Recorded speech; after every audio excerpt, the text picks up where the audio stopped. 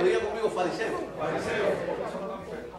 Y los fariseos fue un grupo que, si usted lee la historia, toda la historia de los evangelios, va a encontrar a Jesús asediado por los fariseos, pero va a encontrar a un Jesús confrontando la actitud de los fariseos. Entonces, toda la Biblia tiene un propósito. Y si podemos aprender de los buenos ejemplos, también tenemos que aprender de los malos ejemplos. ¿Están de acuerdo conmigo? ¿Cómo yo puedo aprender de un mal ejemplo? Bueno, si el Señor confrontaba algo, yo tengo que analizar y decir, ok, si el Señor confrontaba algo, es porque esto no agradaba a los ojos de Dios. Y si a Dios no le agradaba, yo tengo que chequear qué es lo que ellos estaban haciendo para yo no hacerlo. Para yo no caer en lo mismo que caían, ¿quiénes? No vaya a ser que yo mismo termine siendo un fariseo en espíritu. Entonces, el título de esta serie de mensajes es ¿fariseísmo en la iglesia de hoy? Si oye la entonación, ¿qué es? ¿La entonación qué quiere decir? Una pregunta, un cuestionamiento. O sea, la pregunta es, y yo quiero que usted la pregunte conmigo, ¿fariseísmo en la iglesia de hoy? Fariseísmo en la iglesia de hoy. ¿Se lo está preguntando usted mismo? ¿Habrá? ¿Existirán fariseos en la iglesia de hoy? Ojalá usted y yo no seamos o no caigamos, porque algunas veces hemos sido fariseos, yo me confieso, en otras iglesias, porque es un problema de actitud. Ahora, quiero invitarles a leer en Mateo 23:13. La razón es porque voy a leer un solo versículo, es porque este versículo da pie a una descripción que da Jesús sobre la condición de los fariseos. No vamos a poder estudiar todo lo que hacían los fariseos en un solo mensaje. Así que yo he dedicado hoy esta sección. Me pasó algo. Le voy a explicar cómo nació el mensaje. Me vino la idea de tomar el ejemplo de los fariseos para traerlo al fariseísmo de hoy. Y comencé a indagar y a ver. Pero eran tantas las cosas que no puedo hablarlo en un solo domingo. Entonces lo dividí en disposiciones. Y por ahí por el boletín usted lo tiene. No, porque la memoria mía no me da para aprenderme eso de memoria.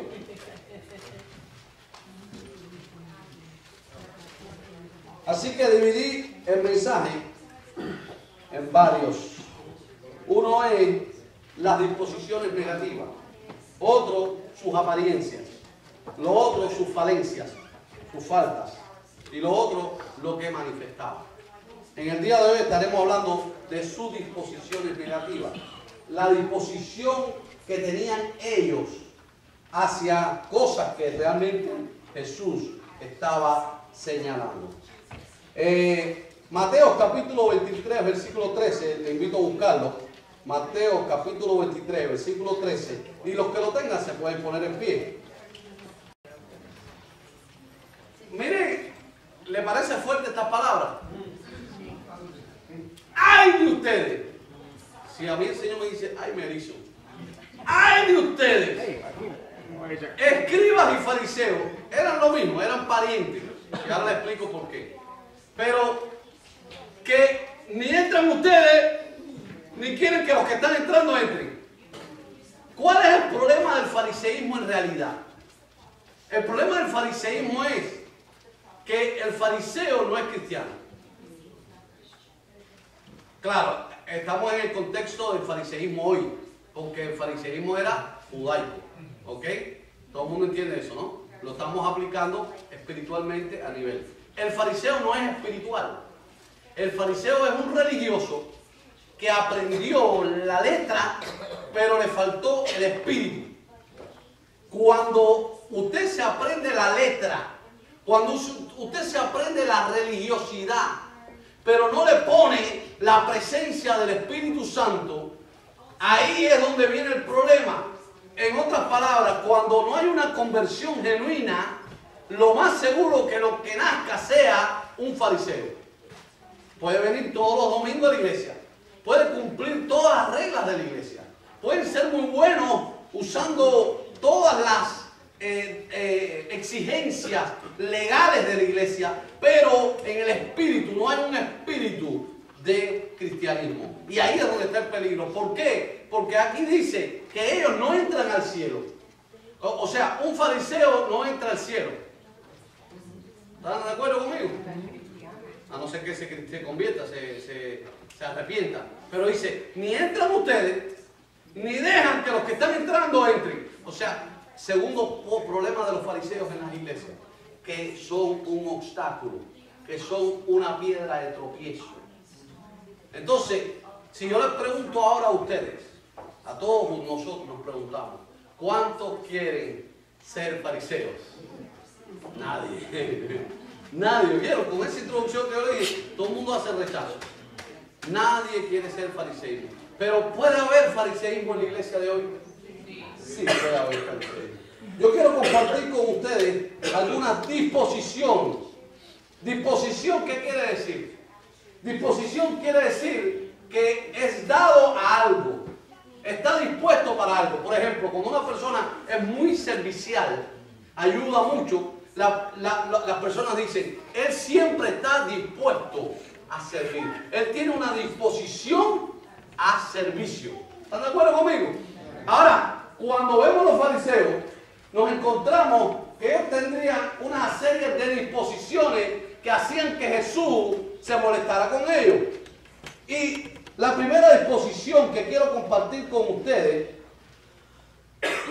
es la disposición a la queja. Diga conmigo, disposición a la queja. Disposición a quejarse. ¿Por qué? Porque cuando la persona está inconforme, se queja. Cuando la persona no, por ejemplo, como le digo, en Mateo capítulo 9, versículo 11 dice que Jesús sanó un sábado. Y dice que ellos vinieron y se quejaron a los discípulos. Disposición a quejarse. ¿Por qué? Cuando debía disfrutar un ser humano la sanidad de otra persona. ¿Están de acuerdo conmigo?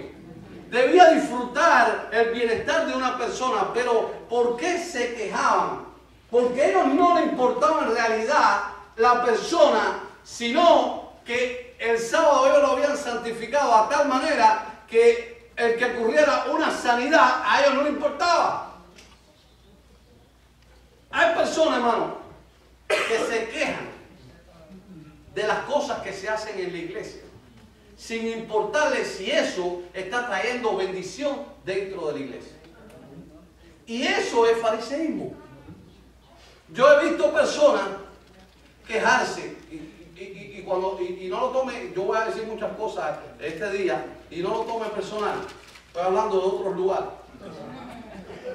Yo he visto personas quejarse por ver a otros adorando con las manos levantadas. Entonces, ¿qué actitud la quejarme? Porque el otro levantó la mano. Porque a mí me enseñaron desde pequeño que levantar las manos, que los cristianos no levantamos las manos. Simplemente me enseñaron eso. Entonces, yo me crié con un concepto. Y cuando algo se va fuera de mi concepto, produce una molestia. Y todos nosotros fuimos creados con conceptos. Ahora, si ese concepto es bíblicamente fundamentado, tiene peso. Pero si ese concepto no tiene fundamento bíblico, posiblemente usted está cayendo en un fariseísmo. ¿Cuántos dicen amén? ¿Cuántos de nosotros no nos hemos quejado por algo que ha sucedido en la iglesia, pero no hemos analizado? Bueno, realmente lo que me está molestando a mí es bendición Si lo que yo me estoy quejando es bendición a la iglesia, ¿de qué estoy yo más preocupado? De que se hagan mis pensamientos, de que se cumplan mis formaciones, mis leyes, mis tradiciones, o que haya bendición. Es la pregunta.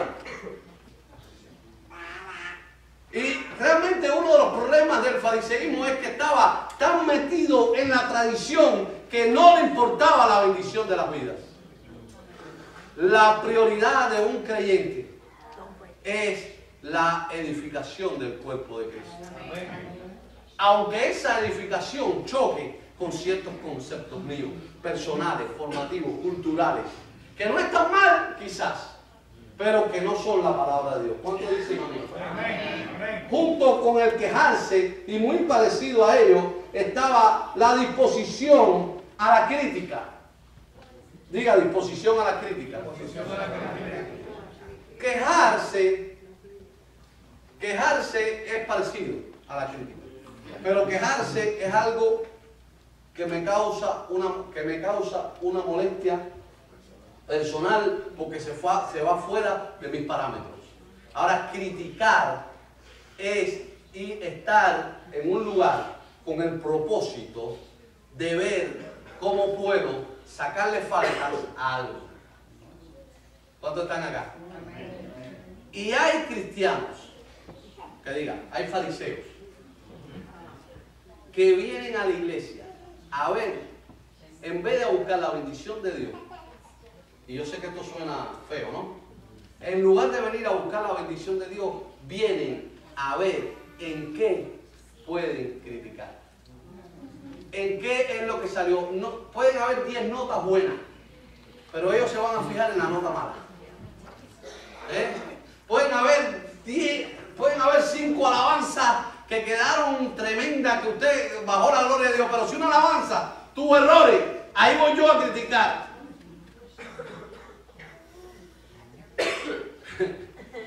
Es un espíritu, recuerden esto, es un espíritu. Y el espíritu de crítica es un espíritu fariseísta. Porque el que viene a la iglesia no viene a criticar. Hello. El que viene a la iglesia viene a recibir bendición. Uno de los problemas de los fariseos con Jesús es que ellos no estaban detrás de Jesús para recibir bendición de Jesús. Estaban detrás de Jesús para ver en qué podían cogerlo. Valga la palabra porque a veces hay lugares en qué podían sorprender fuera de lugar a Jesús. Y estaban constantemente mirando. Y dice que muchas de las palabras, de las preguntas que ellos le hicieron, fue para tentar a Jesús. Llegaron y le preguntaron, ven acá, ¿a quién se debe ofrendar? Cuando vinieron con la moneda. ¿Es justo que se paguen taxes? Recuerden que dentro del pueblo judío estaban los celotes que estaban rebelados en rebelión en contra de los taxes de Roma. Y ellos vinieron a tentar a Jesús para ver si Jesús se iba fuera de la ley. Porque la palabra de Dios dice que debemos respetar a nuestros gobernantes. Y entonces le vienen con una moneda y él miró, ¿qué cara está aquí? La de César. Da a César lo que es César, pero no deje de darle a Dios lo que es de Dios. Tremenda enseñanza, ¿eh? Pero ellos no vinieron a hacer la pregunta porque querían aprender. Ay, Señor, es que tengo una duda. Necesito que tú me expliques para yo ser edificado. Sino que venían a Jesús a hacerle preguntas para poder tener algo en contra él, para poder criticarlo. Vinieron y le preguntaron acerca, ven acá, y el matrimonio, ¿por qué Moisés dio carta de divorcio? Ellos cuestionando por qué si Jesús apoyaba el divorcio o no apoyaba. Y siempre estaban detrás de Jesús a ver cómo, porque había un espíritu de crítica. Hermano, qué dañino es un fariseo en la iglesia con un espíritu de crítica. No hay domingo que se vaya complacido, no hay domingo que se vaya bendecido, porque hay un espíritu de crítica y no está mirando lo que lo bendice, está mirando los defectos. Y como la iglesia es humana, hello, la iglesia es de Cristo, pero es dirigida por humanos. Así que la más perfecta de la iglesia, la que más usted idealiza, esa no es perfecta. Contaba el testimonio de una muchacha que salió decepcionada llegó a una iglesia y se integró en la iglesia. Ella era contadora, una historia real. Y ella enseguida, y como amaba ella la iglesia, mientras estuvo visitando, se hizo miembro, pero todavía no había entrado en el núcleo. Y le encantaba la iglesia, hasta que llegó al liderazgo. Era la contadora de la iglesia. Y tenía que echarse aquellas reuniones del concilio. ¿Cuántos han estado en el concilio alguna vez? Este concilio es una maravilla. Hay concilios que son el Sanedrín judío. El Sanedrín fariseo, porque hay fariseísmo. Hay fariseísmo, y cuando hay fariseísmo en la iglesia, tú ves el Sanedrín fajado. Entonces, esta hermana salió decepcionada de la iglesia. Cuando entró en el núcleo, cuando empezó a ver cuando empezó a ver las cosas desde adentro, se decepcionó y se fue. Y luego de 10 años, de 4 años, sin congregarse en la iglesia, sentía la necesidad de congregarse, pero estaba prejuiciada. Y resulta que comenzó a visitar la iglesia. Pero comenzó a visitar la iglesia predispuesta. Y entonces, en cada iglesia que iba con un espíritu de crítica. No le gustó esto que dijo el pastor, no le gustó lo que el hermano hizo, no le gustó cómo fue aquella vestida, cómo fue aquel vestido. Porque uno de los problemas de los fariseos es que van mirando a la gente, van buscando a ver qué el Señor tiene para él. Y yo sé que es difícil sacarnos de nuestra mente y de nuestro corazón el mirar al lado. Pero hermano, realmente, ¿a quién usted viene a buscar cuando viene a la casa de Dios? ¿De quién usted viene a recibir? Porque, hermano, la iglesia es de Cristo. La iglesia de Cristo es el que está aquí. Él dijo, yo estoy con ustedes todos los días. Dice, donde hay 2 o 3 en mi nombre. ¿Quién está aquí? ¿Quién está aquí, hermano? ¿A quién vino usted a buscar? Me encantaba David, porque David no decía, voy al templo a mirarle la sotana al sacerdote, al turín y el purín ese. Voy al templo a mirar a ver quién es el que trae un corderito cojo y quién es el que trae un cordero. Hay gente que está en eso. Vamos, déjame ver este chivo que trajo. Entonces, pero David no estaba en eso. David dijo, una cosa he demandado a Jehová, y esta buscaré, que esté yo todos los días de mi vida en la casa de Jehová, todos los días de mi vida. ¿Para qué? Para chismear un poco con los hermanos, para ver si me gusta el culto.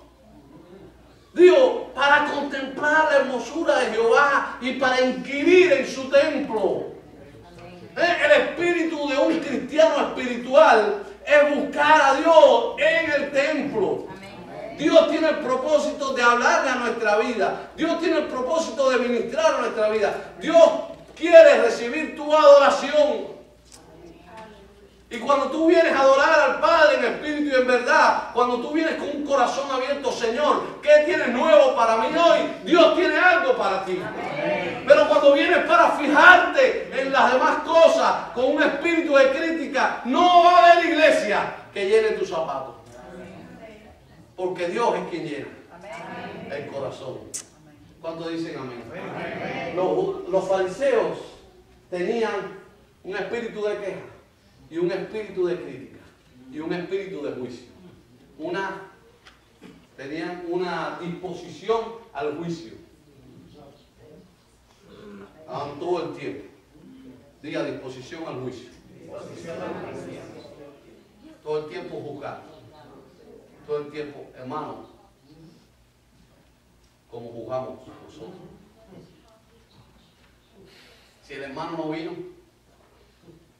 si el otro, si aquel dijo, si aquel oró por los enfermos, si yo no creo en esto, si yo no creo en aquello.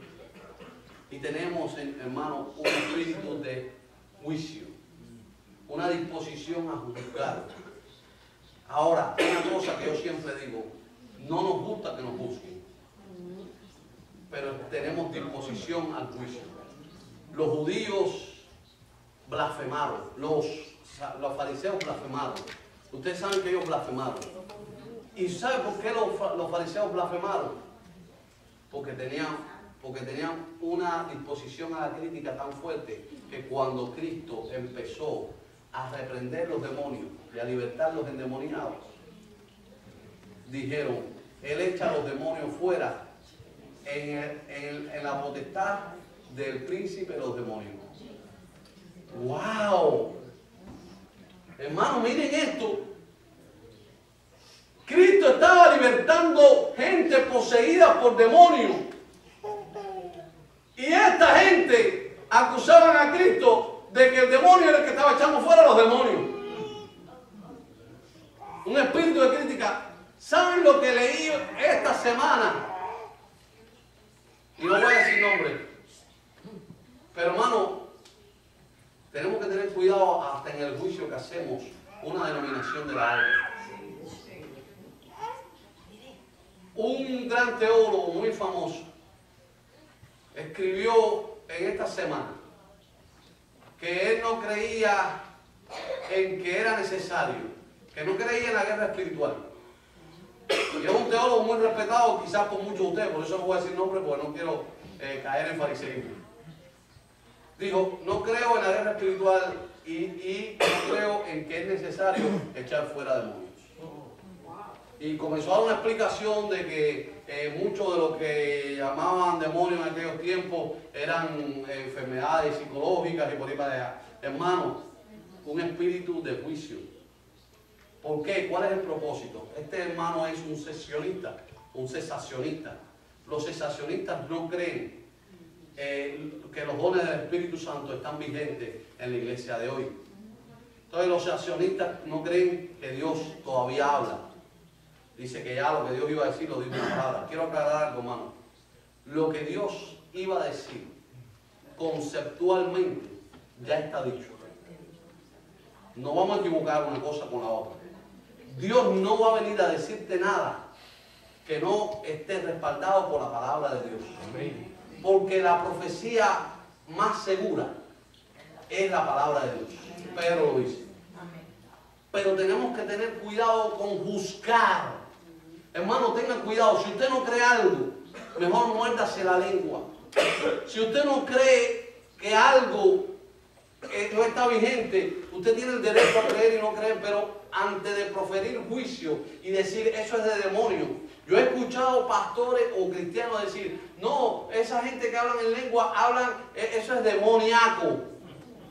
Hermano, yo no tengo el valor para decir eso. Y yo reconozco delante de ustedes, como humano, que yo he visto gente hablando en lengua que no son ni cristianos y digo, pero no me atrevo a decir que es demonio. Puedo decir que es emocional, que es humano. Puedo decir, tengo que, hermano, tener cuidado con el juicio. Y las iglesias tradicionales tenemos un problema, o tienen un problema, porque yo no soy tradicional, que en la defensa de lo tradicional muchas veces caen en el juicio a lo carismático. Y si lo carismático es humano, es manipulado, eso es problema delante de Dios. Pero si es el Espíritu Santo, yo estoy en un gran problema. Yo no sé cuántos están acá. Entonces yo oigo gente criticar. Yo oigo gente juzgar deliberadamente. Y hay que tener temor de Dios, hermano. Si usted no cree algo, ok. Vaya a la palabra, estudie, ore, pídale guianza al Espíritu Santo. No hay problema. Porque el eje de la fe es Cristo. Salvación en Cristo. Los demás son ramas. Pero hermano, juzgar es peligroso. Yo hacía un comentario hace poco acerca de una postura de un teólogo. Hacía un comentario en un foro que casi todos son pastores y eso. Le hacía un comentario. Y me pregunta un hermano, entonces ¿tú crees que fulano no es cristiano? ¿Que no es salvo, que no va al cielo? Y yo le dije, yo no me atrevo a llegar ahí. Yo creo que este aspecto de lo que está enseñando no es bíblico. Pero yo no me atrevo a mandarlo para el infierno. Porque yo no soy el dador de la salvación. Tengamos cuidado en decir, en mandar a alguien para donde no nos corresponde a nosotros mandarlo. Porque ¿quiénes somos nosotros para juzgar si nosotros no conocemos los pensamientos ni las intenciones del corazón? Usted puede pasar hoy, ojalá que no, ¿no? Usted puede pasar hoy por Kissimmee y encontrar a un hermano de la iglesia haciendo algo pecaminoso. Lo puede ver en un bar dándose un trago. Usted lo vio. Mira, ¿qué quiere decir? Déjame mirar a ver aquí qué cosa. Mira, guaco. Mira, guaco, dándose un trago. Sin vergüenza. Y tú lo ves ahí en la iglesia tocando el piano. Es un descarado y ahí empezamos a emitir juicio. Y es condenable la acción. Es condenable, sí o no. Pero la acción es condenable, pero la persona, tengo que tener cuidado cómo la juzgo. Oigan esto para que entiendan lo que quiero decir. No estoy hablando de pasar la mano al pecado. Puedo ver a una hermana diciendo una mentira, que yo la descubrí que es mentira. Y yo, esta es una sinvergüenza, esta no es cristiana, nada. Porque yo vi cuando dijo la mentira que tocó lo otro. Ahora vamos acá, vengan acá, vamos a analizar las cosas desde este punto de vista. Llegó la noche y el hermano llegó a su casa. Y el Espíritu Santo le tocó y le dijo, eso que hiciste en el bar de tomarte el trago está mal. Y esta persona se tiró en el banco y empezó a orar, Señor, perdóname.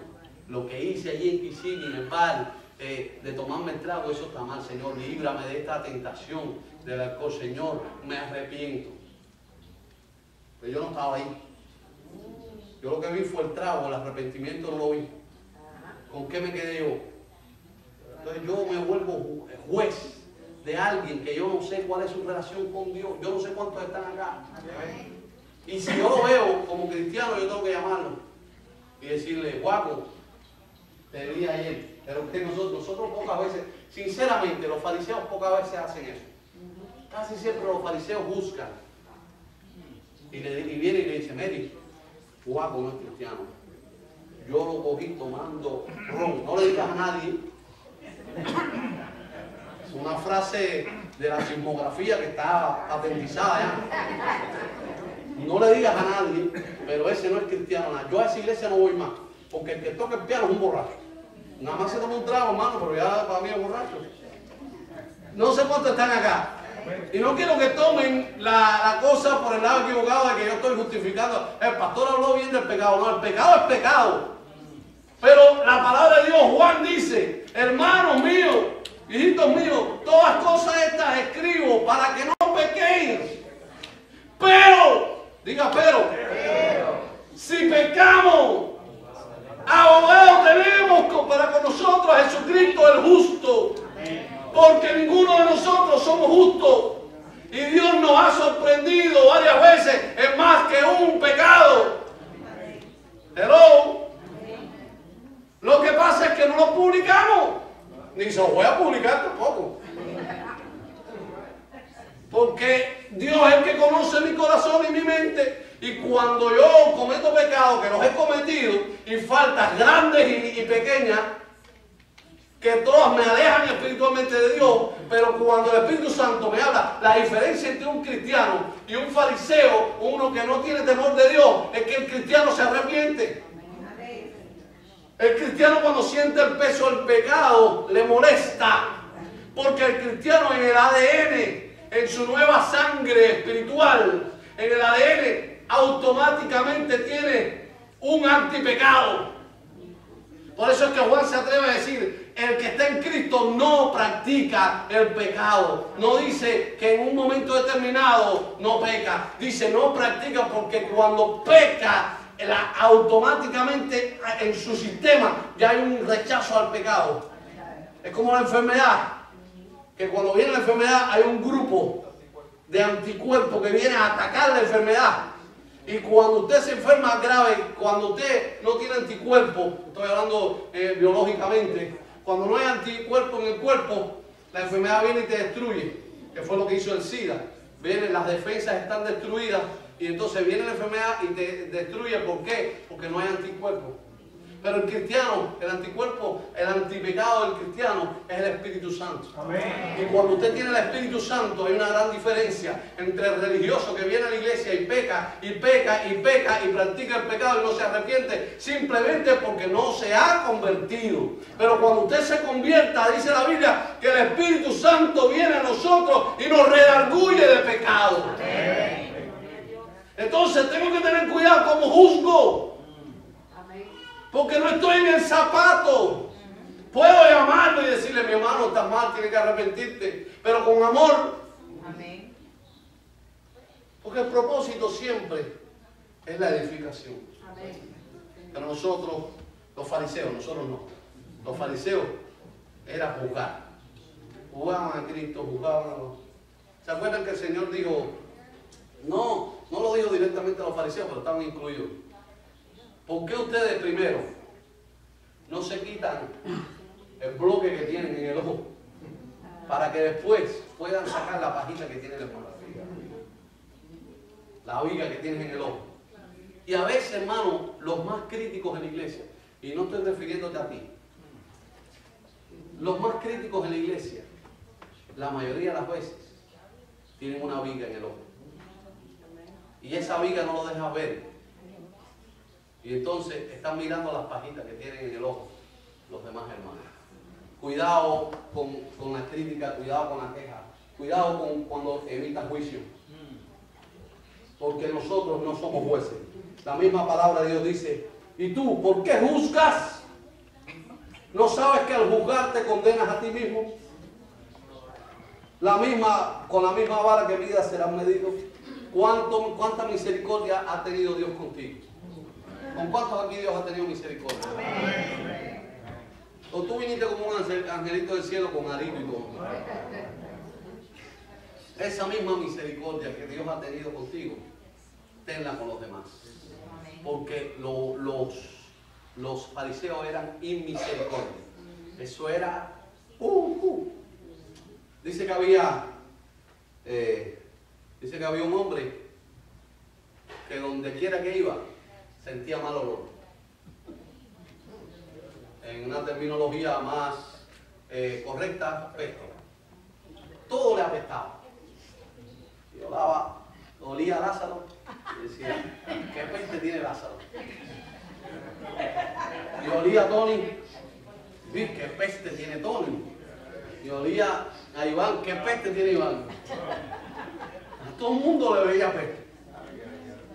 Iba a cualquier casa, qué mal olor hay en esta casa. Resulta, hermano, que tenía embarrada la nariz. Tenía un mal olor en la nariz de él. Lo que olía de los demás era algo que él llevaba. Y juzgó a todo el mundo como apestoso, y el apestoso era él. Muchas veces en nuestro juicio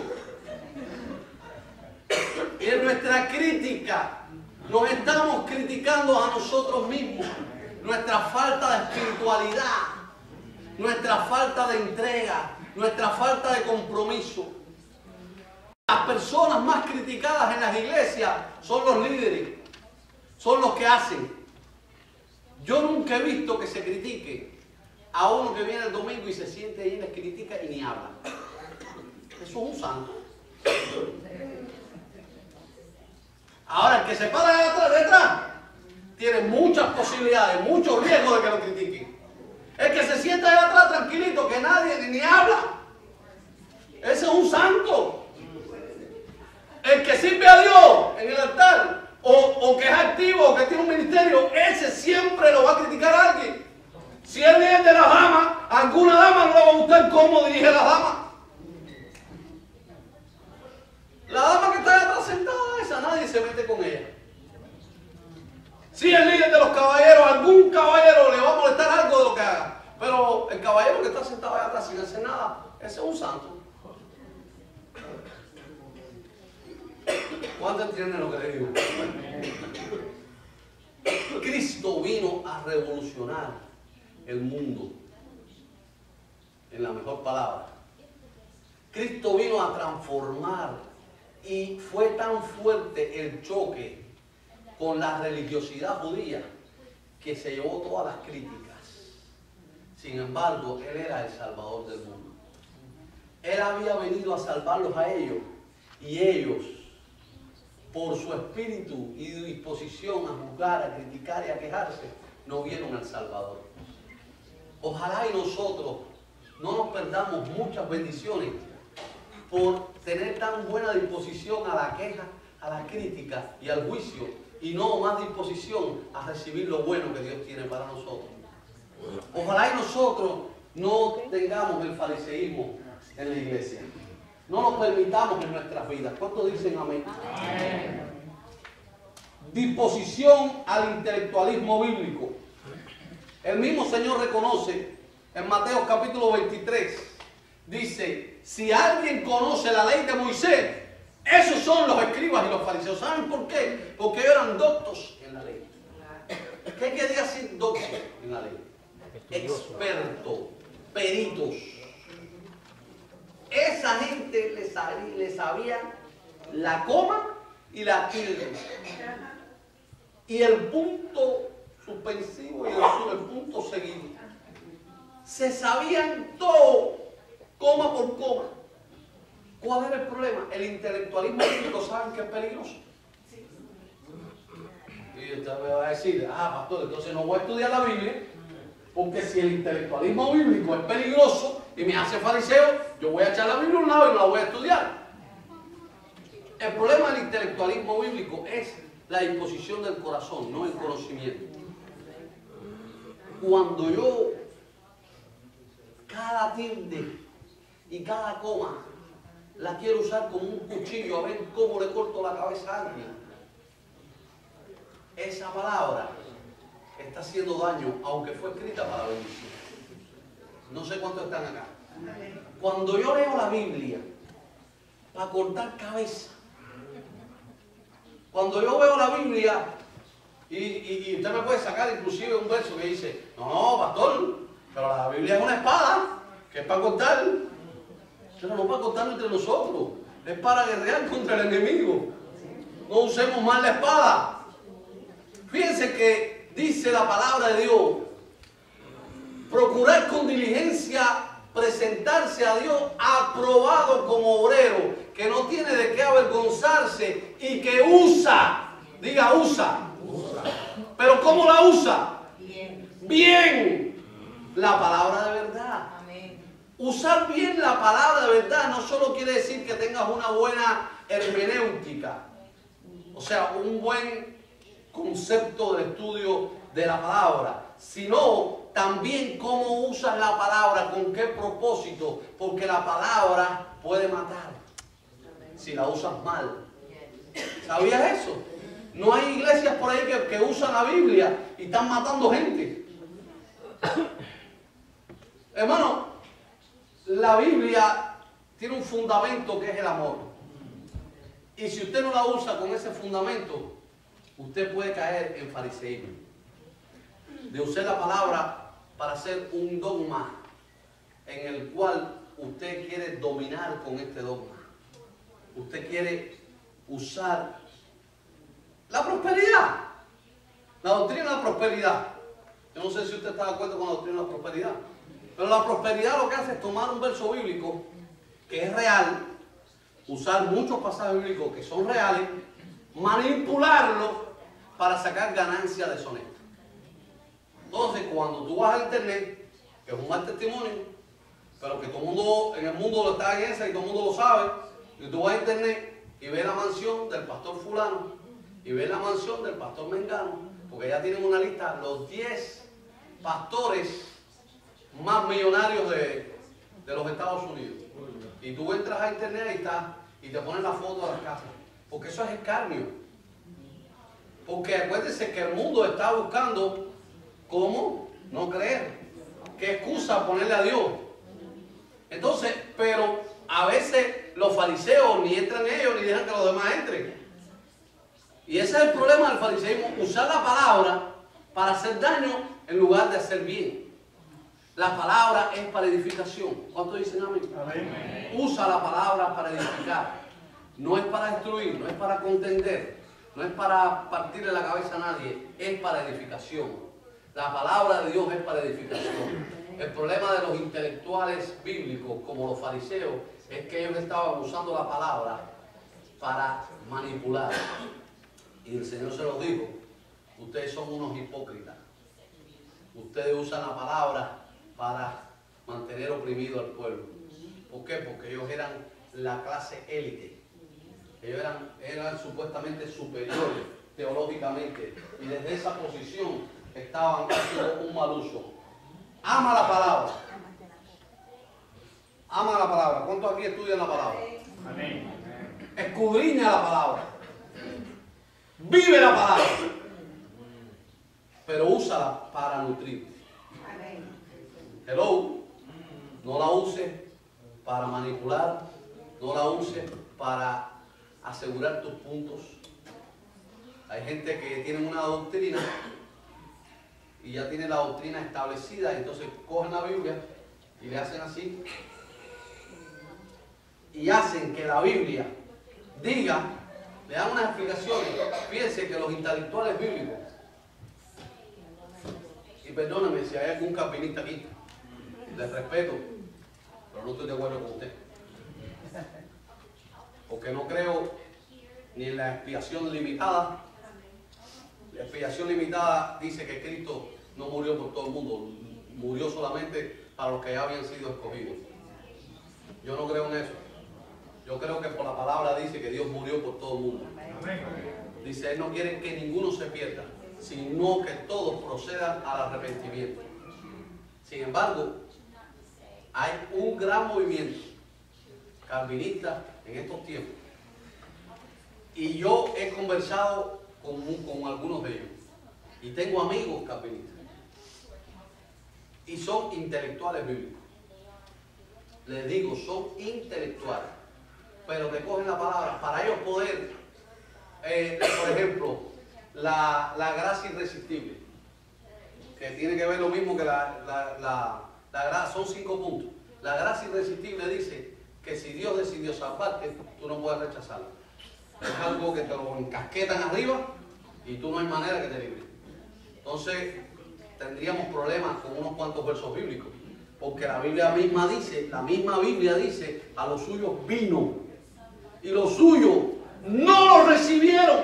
Entonces ese versículo ya está fuera de lugar, porque si es irresistible, ¿cómo es que ellos no lo recibieron? Si Él vino a ellos, o la Biblia está diciendo mentira, o la doctrina está mal. Sin embargo, hay Biblia de evangélicos hoy en día que los que creen todo eso. ¿Y por qué? Porque quienes los enseñan son intelectuales. Y le dan una vuelta, hermano, que te dejan loco. A más peligro, te dan una vuelta y al final te terminan llevando al punto de ellos. Pero tiene que ser intelectual. Uno que lea la Biblia así, sencillamente, como está.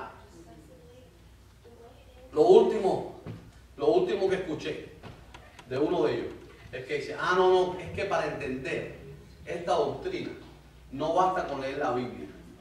Tienes que leer la institución, el libro de Calvino, para que cuando leas la institución puedas entender la doctrina. No basta con la Biblia solo. Entonces eso me recuerda a mí, a Elena White, a Carlos Russo. Me recuerda todo este tipo de que si tú no, que la palabra sola no basta. Tienes que leer comentarios de tal teólogo para que te explique cómo hay que creer. Y a mí me late, y lo que yo entiendo es que la palabra inspirada por Dios, el Espíritu Santo mismo, nos guía a toda verdad. Y yo no necesito, es saludable, es bueno escuchar comentarios, pero yo no dependo del comentario bíblico de nadie. El comentario bíblico me puede enriquecer lo que ya yo he aprendido de la palabra. Por eso mi llamado a la iglesia es que antes de escuchar el comentario de nadie, usted vaya a la palabra pura. el apóstol Pedro dice, la leche espiritual no adulterada. Porque cuando yo pongo mis dogmas personales dentro de la palabra, ya hay una gran posibilidad de que esté mi punto de vista. Una gran posibilidad, no siempre va a estar la posibilidad. Y no hay nada de malo, porque Dios puso maestros, puso teólogos, puso gente para impartir conocimiento. Pero, hermano, hoy en día usted tiene que tener un filtro, y yo siempre lo digo, en que usted tiene que conocer por usted mismo la palabra de Dios. Los cristianos que no leen la Biblia, usted puede leer 1000 libros de comentarios bíblicos. Los cristianos que no leen la Biblia pura, están en peligro. Los cristianos que no van a la palabra y que no escudriñan la palabra están en peligro. Porque si usted no conoce la única regla infalible de fe y conducta, cualquiera puede venir y decirle, y como usted no la ha leído, no la ha escudriñado, no la ha profundizado, usted se va a ir con el primero que venga y le diga. Y más si es un intelectual bíblico. Dice, wow, este hombre como sabe. Hermano, ¿sabe lo que dice la Biblia?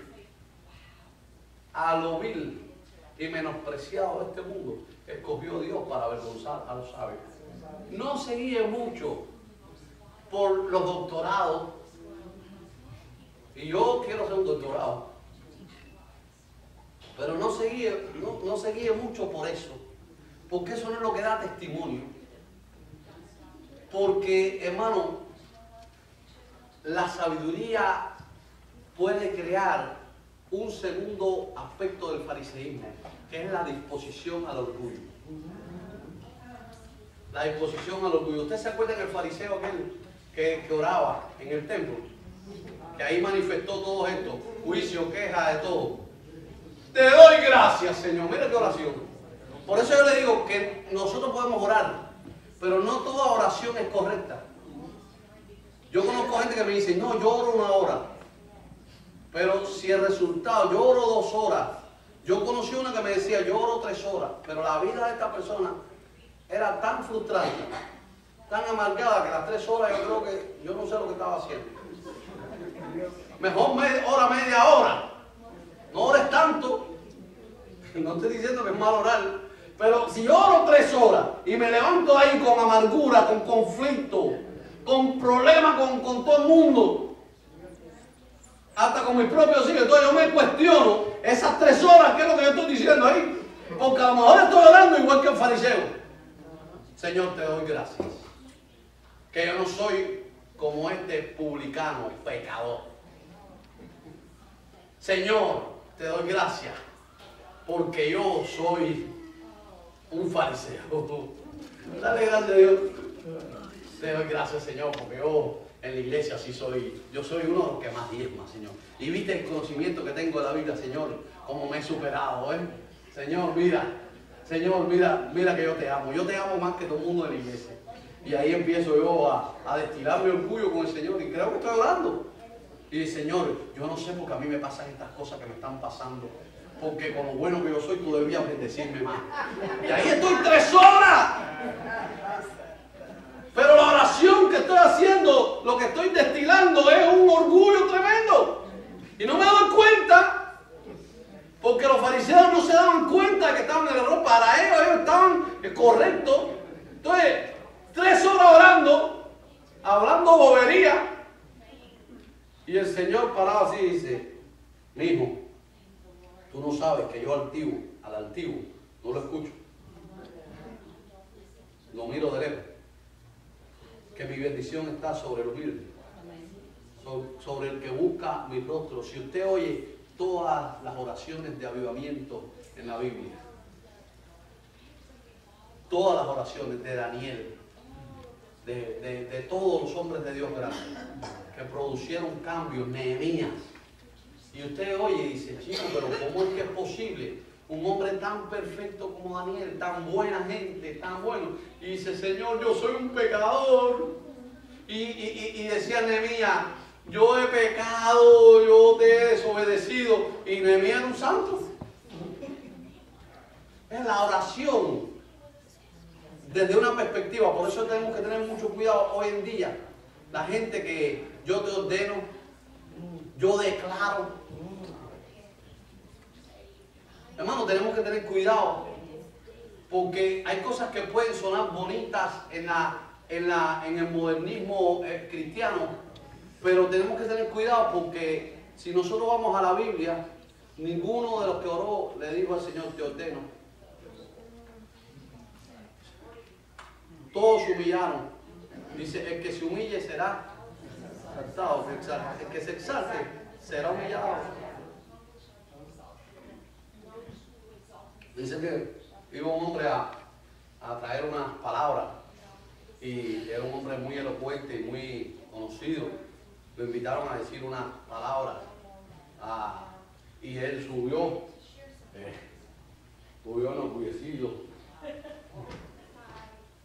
Subió y cuando fue a hablar se le trabó la lengua, se le fue todo. De pronto un hombre tan elocuente pasó tremenda vergüenza, se le olvidó lo que iba a decir, tuvo un lapsus de eso y bajó así. Y el que lo presentó dijo, si hubieras subido como bajaste, hubieras salido como subiste. ¿Entendieron? Todo es un problema de actitud. El problema del fariseísmo es que el fariseísmo se caracteriza por el orgullo espiritual. Tiene una disposición a la santurronería. ¿Sabe lo que es santurronería? Que parece santo. Santurronería. Santurrón. ¿Saben lo que es eso? Mire, hermano, no es lo mismo espiritual, no digo espiritista, porque eso ya es otra cosa. Espiritualista. El espiritualismo y lo espiritual son dos cosas diferentes. El espiritualista, todo lo espiritualiza. Da la impresión de que él vive en una nube que no es de carne y hueso. Entonces, si es pastor, terrible. Porque entonces él no es humano. Es espiritual. Es espiritual, no, es espiritualista. Porque espiritual sí hay que hacer una variación entre santurronería y santo. Entre espiritual y espiritualista. El espiritualista no vive en la carne. No es humano. El espiritualista vive en una nube. O quiere dar la impresión de que vive en una nube.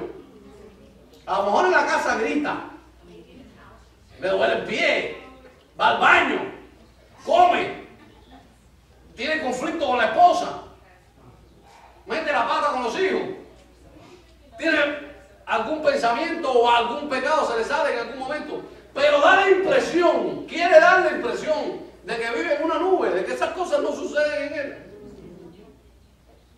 Y es una mala pretensión.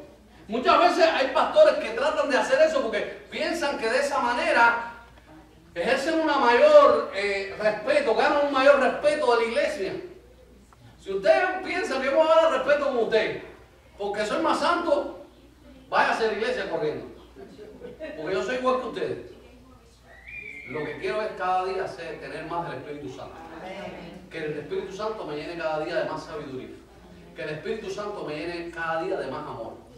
Que el Espíritu Santo es quien nos guarda a nosotros de caída. Hermano, el que nos libra de la caída es el Espíritu Santo que mora